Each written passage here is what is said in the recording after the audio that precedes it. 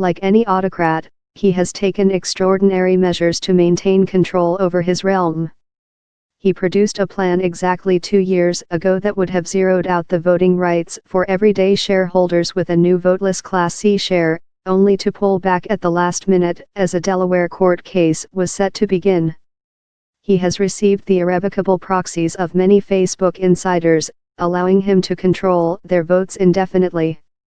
Plus, any Class B shares that are sold are converted to Class A shares, allowing him to continue to consolidate power as people leave.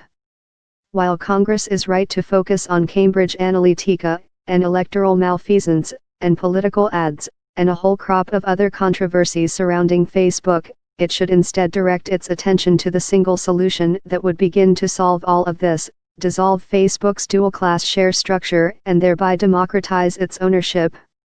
Just as congressmen are elected under the principle of one man, one vote, it should demand that Facebook follow the highest standards used by most other publicly listed companies and return to one share, one vote.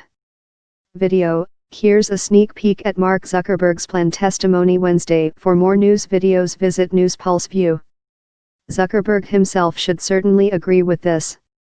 After all, the original logic of creating a voteless share class was that the company's financial performance was strong and Zuckerberg needed to be protected to continue it that way. The plan was announced the same quarter that Facebook crushed its financial results, and there was an absolutely implied connection between those results and the controlling stake held by Zuckerberg. There's just one problem though, and it is the problem that confronts any country with a tyrant: shareholders have no power here to affect change. They can't change the composition of the board, they can't change the management team. They can't change anything at all, because one person controls the realm with an iron fist. A proposal back in 2015 to move to one share, one vote was struck down at Facebook's shareholder meeting. I am not asking for Zuckerberg to be fired, or to resign. I think people should clean up their own messes, and few people have the means to clean up Facebook right now other than him. But I do think there should be consequences, and so far, there have been exactly zero. Zuckerberg has to personally relinquish his control, and no act of mea culpa would better show that he understands the consequences of his actions.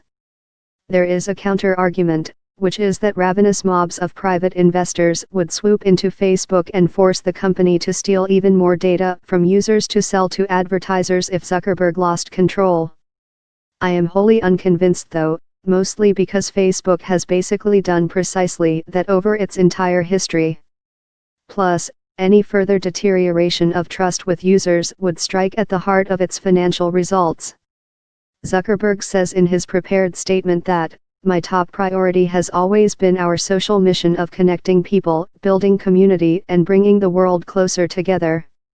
There are few things he could do to build the community around Facebook's leadership than sharing the burdens and the responsibilities with a wider, more diverse set of people.